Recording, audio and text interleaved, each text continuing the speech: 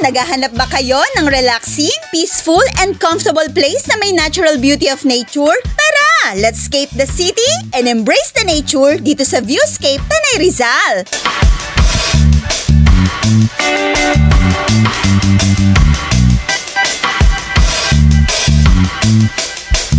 2-hour drive lang ang Viewscape from Metro Manila. Pero para masulit ang pasyal, babaybayin natin ang mga bayan dito sa Laguna. Mga 120 kilometers lang naman from Cabuyao. Sisiw! Ay, itik pala!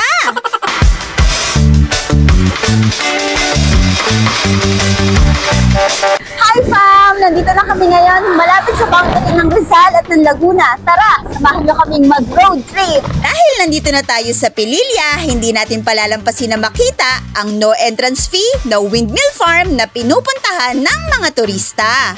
Hi mga fam! Nandito na kami. Hi! Maglalakad daw po tayo. Aakyat kami. Mas lalapitan namin yung windmills. Located ito dito sa Barangay Halayhayin. Halayhayin, halay bahala na kayo, Pililya Rizal. Makikita nyo rito ang naglalakihan at nagtataasan ng mga wind turbines na nakatayo mga 300 meters above sea level. Malawak na pasyalan with cold and fresh air na may nice view ng Laguna Lake. Kailangan pa bang i-memorize yan? Ilabas ang camera, say cheese, and feel the breeze. Kung sawa ka na sa pa-picture-picture, meron silang souvenir area para sa mga batang maliligaya. At kung nagtatapang ka, haladali, buhati mo na yung anak ni Zuma. Pero hindi yun si Kuya. O ayan, napagod na yung mga bata. Ulit, yung mga pusong bata. Babiyahe na ulit tayo.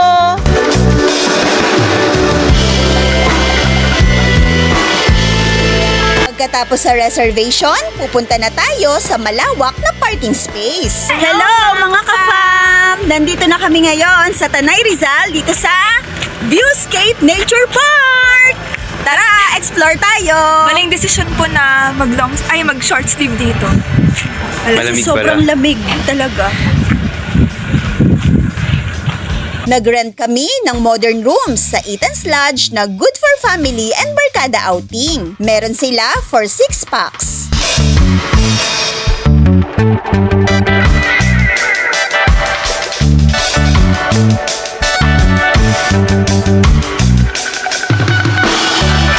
Four packs.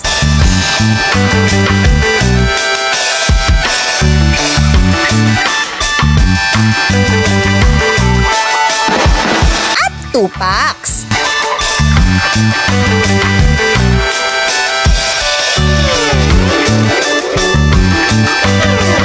Meron itong common dining area dito sa baba. Kung camping naman ang trip nyo, meron din sila dito. Area po na to, pwede rin po kayong mag-tent pitching.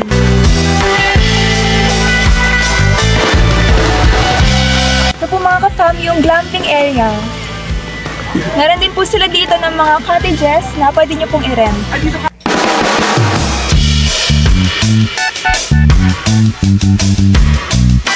Pupunta po tayo ngayon dun sa swimming pool nila.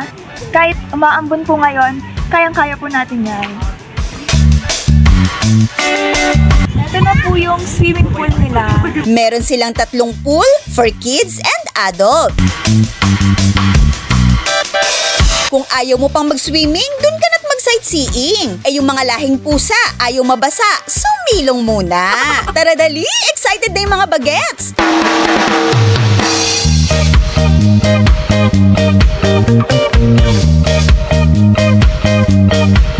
Hala sige, langoy lang ng langoy at mag-enjoy.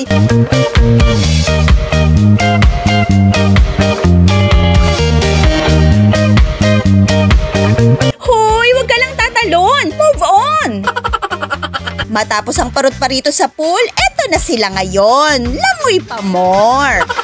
At kung abutin ka ng gutom, meron silang clean and spacious cafe na pwede kang mag-dine-in, pwede mo ring i-take out. Kung bet mo pang gumala-gala at hindi pa pagod, ang bias na mahahaba. O ano pang hinihintay? Magpabook na at magmuni-muni sa lugar na windy at may natural beauty. Matapos ang overnight stay, ayan mga ka-fam, pauwi na kami. Talagang sulit yung pag-stay namin dito kahit malayo. Talagang nag-enjoy kami. See you next time! Bye-bye! Teka lang, bago umuwi, food trip muna. mga ka-fam! See you on our next road trip!